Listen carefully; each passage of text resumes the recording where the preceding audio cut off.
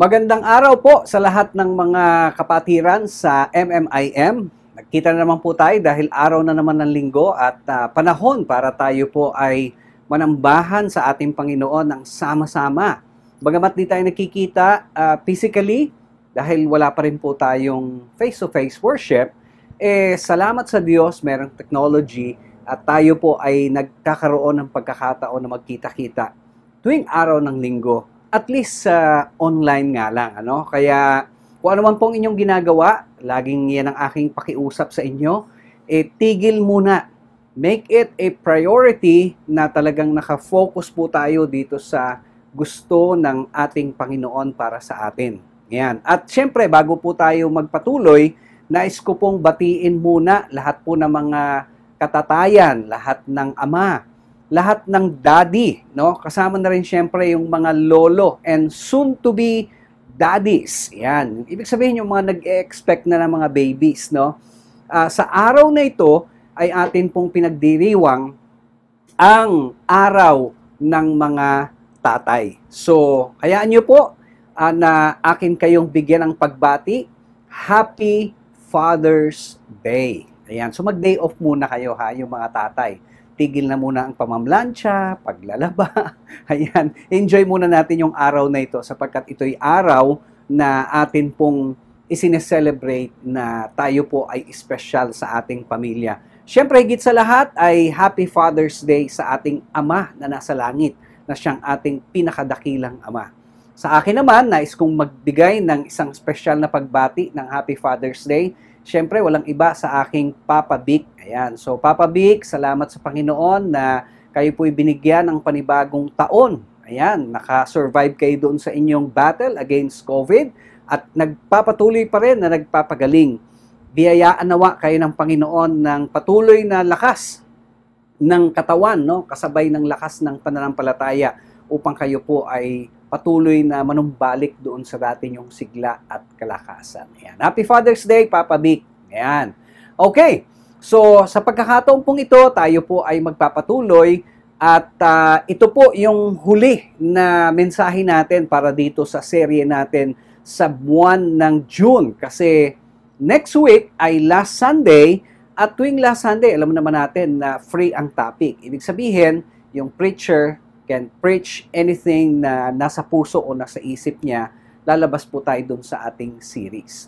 Kaya para sa pagkakataong ito, ay tuon po natin ang ating puso't isipan at magandang gabi po sa lahat ng mga kapatiran sa MMIM at tayo po ay mag-enjoy sa kanyang mga salita. Ang paksa na atin pong pag-uusapan sa oras na ito ay may pamagat na renewed knowledge. Ayan. Ano ba itong renewed knowledge na ito? Well, para maintindihan po natin kung ano itong renewed knowledge na ito, I want you to open your Bible in the book of Colossians chapter 3. Babasahin po natin verses 9 up to 10. So, kung wala po kayong Bible, don't worry, kasi dito po, yan, lalabas po dyan yung text natin at sabayan niyo po ako habang binabasa po ni Pastor Ray. Mula sa NASB, ito po ang sabi, "Do not lie to one another since you laid aside the old self with its evil practices and have put on the new self who is being renewed to a true knowledge according to the image of the one who created him." Yan. Pagpalainawa ng Panginoon ang pagkakabasa ng kanyang makapangyarihang mga salita. Pag pinag-usapan po natin knowledge, ayan, so dapat nating tandaan na ang knowledge po ay napakahalaga. Nung araw, nung bata ako, meron akong laging napapakinggan noon na isang radio commentator, pero wala na siya ngayon, no? At lagi niyang sinasabi, knowledge is power. Itong tao na ito ay, nung panahon na yon, during his time, ay talagang napakatalino niya. At siya isang radio commentator na eventually ay naging TV personality din po siya sa news. I'm speaking of Mr. Ernie Baron. Yan. So, lagi siyang nagbibigay ng mga tidbits of mga trivia sa kanyang program, sa radio, at maging sa news, sa TV, para madagdagan yung knowledge ng mga nakikinig o nanonood sa kanyang programa. At totoo nga naman na kapag ang tao po ay may knowledge, siya ay may power. At yung tao na may power ay sigurado na siya ay merong knowledge. Kaya sa pagkakataong ito, dito po sa ating pag-aaral, makikita natin na mahalaga ang knowledge. Ayan, sabi nga sa Biblia, the fear of the Lord is the beginning of knowledge. No? Bagamat sa ibang translation, the fear of the Lord is the beginning of wisdom. Ayan. So mahalaga po, no? Mahalaga yung knowledge at tayong mga tao, mahirap tayong mabuhay at gawin yung ating daily chores, yung ma-fulfill yung ating plan sa ating buhay, yung matapos yung pag-aaral, o ipagpatuloy yung ating career or vocation sa ating buhay kung wala po tayong sapat na knowledge. Ngayon, ang pinag-uusapan lang natin dito, ano bang klaseng knowledge yan? Yan. Kasi po, hindi lahat ng knowledge ay okay.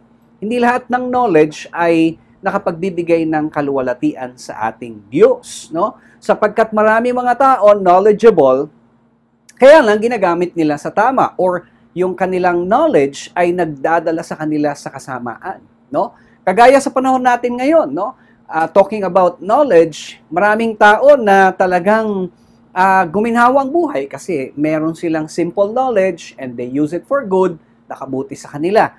Pero may mga tao din naman na they have knowledge, ginamit nila yung knowledge na yan, kaya lang yung knowledge na yon ay evil knowledge. So ang nangyari, nagdala sa kanila sa kasamaan, merong pansamantalang ligaya, or should we say, success as far as human measurement is concerned.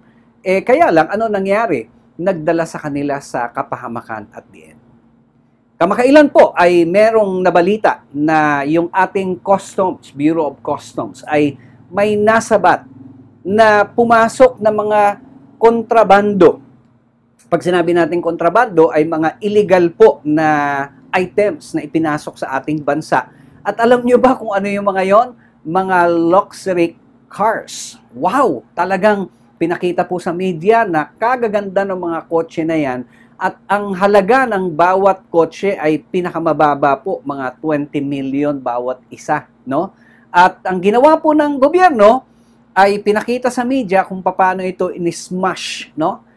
Binagsakan ng mga backhoe, no? At pagkatapos pinagmamaso at winasak yung mga mamahaling kotse na ito. Na pag tinignan mo parang manghihinayang ka, no? Pero yun po ay dahil doon sa mga, sabi nga, merong knowledge at gumawa sila ng kaparaanan para maipuslit, pero hindi rin nakalusot. Ang nakakalungkot po dyan, habang ini-smash yan, may mga tao pa rin nag-iisip na pagkakitaan yan, no? Kasi pag natapos na yun, na-smash na, tapos na bang storya?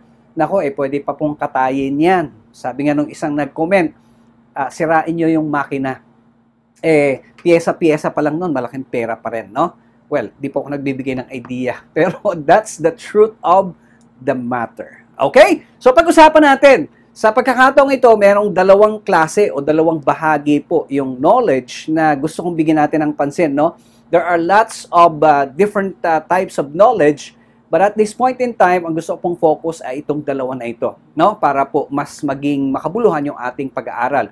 Yung una po has something to do with the negative, and I call it rotten knowledge, no? Rotten knowledge. Or sa Tagalog ay bulok na kaalaman. Yan. So nakakalungkot po kasi maraming tao meron yan. Kagaya nga po nung aking illustration doon sa introduction kanina.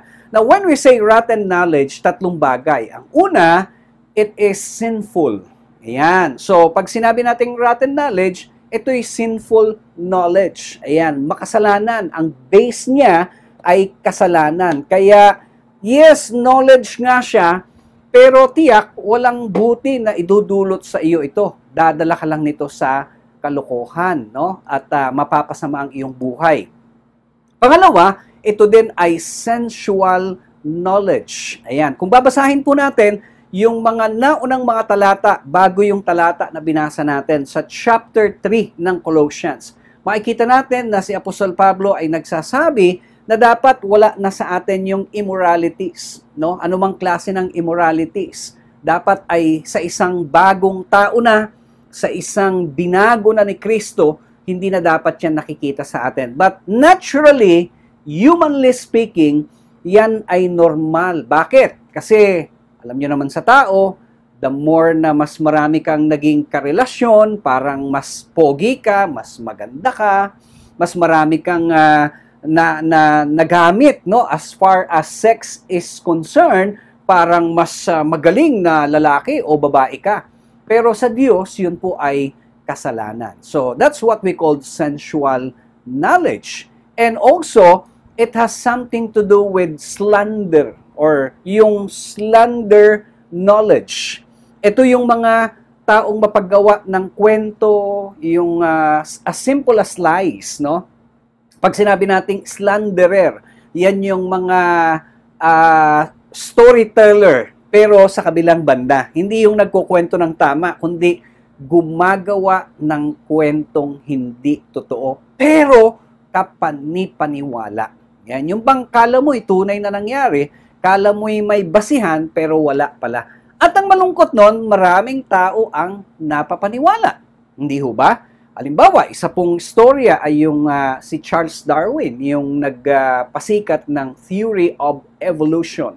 Hanggang ngayon, maraming naniniwala sa kanya. Samantalang bago mamatay si Charles Darwin, ay nag-retract siya dun sa kanyang statement at inamin niya na hindi totoo na ang tao ay nanggaling sa unggoy. Ayan. Hanggang ngayon, di ba, issue pa rin yung ano bang nauna? Chicken or egg? Ayan. So, lately lang, may narinig akong balita na talaga nga pala daw na ang nauna ay ang manok kaysa sa itlog. Kasi para mabuo daw yung itlog, ay merong substance na ipoproduce lang ng isang inahing manok. Ayan. So, para magkaroon ng itlog. Napakasimple. Pag tinignan natin sa creation, ang sabi ng Diyos ay nilikha niya yung mga animals na yan, buo na. Hindi nang galing sa itlog or whatever sa kanilang nag-produce. No? Kaya lang dahil nga, again, rotten yung knowledge ay kung ano-anong mga kwento dito, kwento doon, at kung ano-anong mga kasinungalingan. No? Kasama na rin po yung mga nagpapalaganap na walang Diyos. No? Lately, I have heard one YouTuber na nagsasabi walang Diyos. Dati raw siyang niniwalang may Diyos, pero ngayon napaniwala na siya na walang Diyos. Ayan, so nabuo na sa kanyang isipan, walang Diyos. Yan po yung mga sinasabi po natin na matalino, may kaalaman, kaya nga lang ay bulok. Ayan, pasintabi na po doon sa mga nanunood kung hindi po kayo agree doon sa sinasabi ko. Pero what I'm saying is that yung Bible, ang definition sa mga ganyang klase ng knowledge ay rotten knowledge. Punta tayo dun sa ikalawa na kung saan ay mas mahalaga. Ang kalawang klase ng knowledge ay tinatawag po nating renewed knowledge. Ayan. Bakit renewed in the first place? Ayan. Bigyan muna natin ng pansin bago ko ibigay yung 3 subpoints natin. Ano? Pag sinabi nating renewed knowledge, ibig sabihin naando na. Kaya lang ay sabi nga natin nabahiran, nabulok, nasira, o di kaya ay na-expire. Halimbawa, yung ating lisensya, naandyan naman yung lisensya mo, kaya lang parang walang visa. Simply because it is expired. So it needs to be renewed. Kinakailangan ma-renew. So tayo po na mga mananampalataya ni Kristo, nung tayo'y nakipagkaisa sa Kanya, our spirit has been renewed. No? Hindi naman tayo walang knowledge. Meron, no? When God created us, tandaan na ang sabi ng Diyos, it was good. No? Nung tayo nilikha ng Diyos, nung tayo isinilang sa mundo na ito, tayo ay okay. So, ibig sabihin, yung knowledge na meron tayo ay tama, no? Truthful, at okay, perfect yung knowledge na yan. Kaya lang, somewhere along the way, ito po ay nabahiran, kaya ang nangyari, nabulok siya. So, anong kailangan gawin? It needs to be renewed. Yan. So pag sinabi nating renewed, basically, ang sinasabi po dito sa talata, no, yung context natin, yung renewed knowledge ay yung knowledge of God. Yung pagkakaalam sa Diyos. Yun yung general na gusto kong maintindihan natin. Na when Apostle Paul speaks of renewed knowledge, it has nothing to do with any other knowledge. It has something to do with the knowledge of God. At yung knowledge ng Diyos na yon sa atin, yun yung nasira, yun yung nabulok, yun yung nabahiran, yun yung naging malamlam. Kaya kinakailangan na i-renew at gawa ng Diyos yung pag-renew nito sa atin. Okay, now, pag sinabi nating renewed knowledge, hatiin natin sa tatlo, no? So, ito ay has something to do with number 1, righteous knowledge. Ayan. So, hindi ito basta ordinaryong kaalaman lang o pagkaunawa, rather, no? Samantala, ito ay tumutukoy sa makatotohanan, makatuwiran na pagkaunawa. Okay? So, dito sa mundo na ito, maraming mga tao, sabi ko nga sa atin, no, na pag ginamit natin yung knowledge na yan sa mali, ay pwede tayong sabihin sa sukatan ng mundo, maging successful. Pero, hindi katanggap-tanggap sa Diyos. Pero, ito namang righteous knowledge, kung minsan, hindi katanggap-tanggap sa tao. At parang kabaliwan sa mata ng tao, pero katanggap-tanggap at nakapagbibigay ng kaluwalhatian sa Diyos. So, nasa iyo ang pagpili. Anong pipiliin mo? Yung sa tingin ng tao ay okay at magbibigay sa'yo ng tagumpay, pero galit ang Diyos. O yung sa tingin ng Diyos ay tama at nakaluluwalhati sa Kanya, pero sa tingin ng tao ito'y kabaliwan at walang kwenta. Anong pipiliin natin? Okay? Ikalawa po na bahagi nito ay yung tinatawag nating religious knowledge. Pag sinabi nating religious knowledge, what I mean is spiritual knowledge. Sabi po doon sa ating binasa, yung tuon ng ating pansin ay hindi na doon sa mga bagay dito sa sanlibutan, kundi mga bagay na makalangit. Balikan niyo po doon sa mula sa unang talata. Ng isang taong binago ng Diyos, dapat ang tuon ng pansin natin ay yung mga bagay na makalangit. Mga bagay na nagbibigay ng kaluwalhatian sa Diyos. Ang tanong, pwede ba tayong hindi na makapag-isip ng mga material na bagay? Ang sagot, hindi, kasi nandito pa rin po tayo. But what I'm saying is this, kung tayo po ay yung buong pansin or majority ng ating tuon ay doon na lang sa mga bagay na makamundo, ay doon po tayo tagilid, no?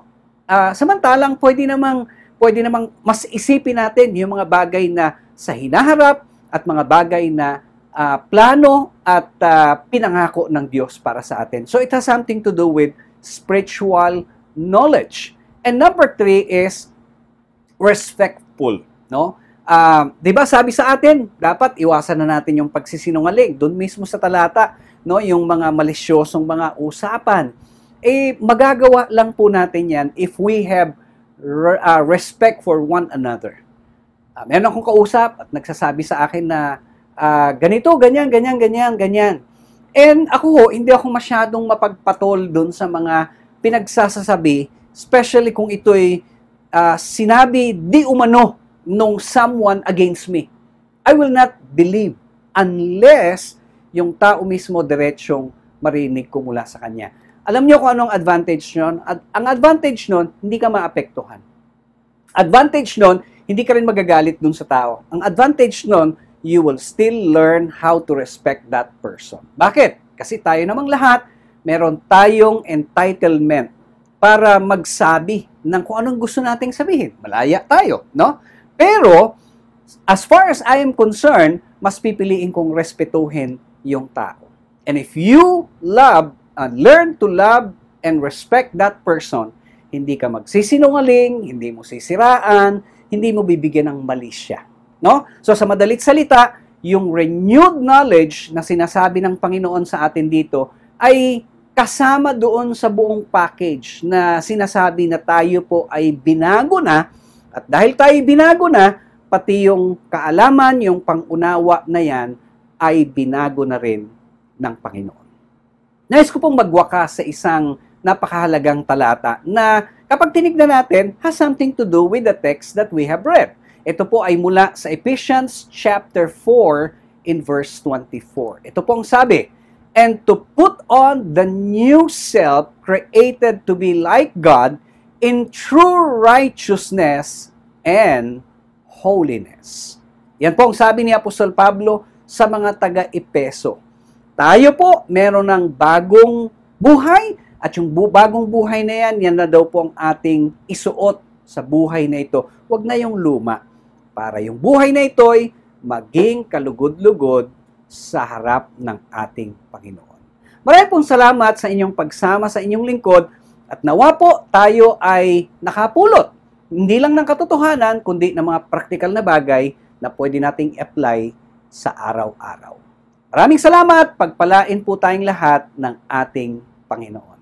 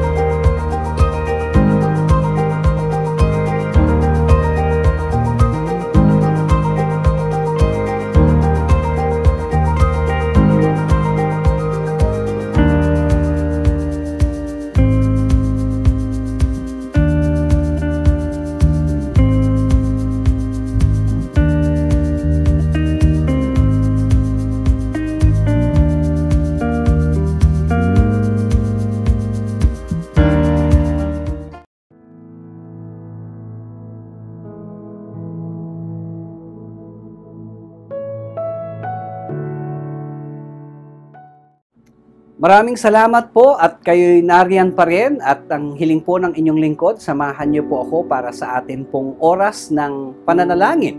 Yan siguro pinakamaganda po na focus ng ating panalangin ngayon ay ang mga tatay ng tahanan. Ayan, syempre special sila sa araw na ito sapagkat sa araw na ito ay Father's Day. Ayan, tandaan po na sa Biblia, sa loob ng tahanan, ang binigyan po ng leadership ng ating Diyos ay walang iba kundi yung mga tatay, no? Sila yung head of the household. So ngayong panahon ng pandemya, they need lots of knowledge, they need lots of wisdom, they need lots of guidance, they need lots of power and energy. At lahat ng yan, hingi natin sa ating Panginoon, syempre para sa kanila. Ayan, so samahan niyo pong inyong lingkod, tayo po ay lumapit sa Diyos, tayo po ay manalangin. Aming Panginoon, sa oras na ito, kinikilala po namin ang iyong presensya sa aming kalagitnaan at kami po ay nagpapasalamat sapagkat ikaw ay tunay na mabiyaya at tapat. Salamat po sa araw na ito na kami nagse-celebrate ng araw ng mga tatay, araw ng mga ama, araw ng mga daddy, araw, Panginoon, ng mga lalaking binigyan mo ng pribilehiyo na maging tatay sa kanilang mga pamilya at kaakibat niyan ay yung responsibility of leadership sa kanilang mga household. Lord, dalangin namin, gawaran niyo po ang lahat ng mga tatay ng wisdom, ng knowledge galing sa iyo, Panginoon. Bigyan niyo po sila ng tapang na harapin itong hamon ng pandemya na ito, Panginoon, na alam kong napakabigat para sa kanila. Bigyan niyo po, Panginoon, ng pisikal na kalakasan. O meron man pong mga tatay na merong karamdaman o nakikipagbaka sa anumang physical na challenge sa mga oras na ito, I pray that you touch them, Lord, from the top of their heads to the sole of their feet and let your healing flow sa kanilang mga buhay, Panginoon. I speak healing, especially kay Papa Vic, Panginoon. I-restore niyo po ang kanyang kalakasan, Panginoon. Salamat sa pagpapagaling mo sa kanya, O Diyos, at patuloy na pagpapagaling sa kanya.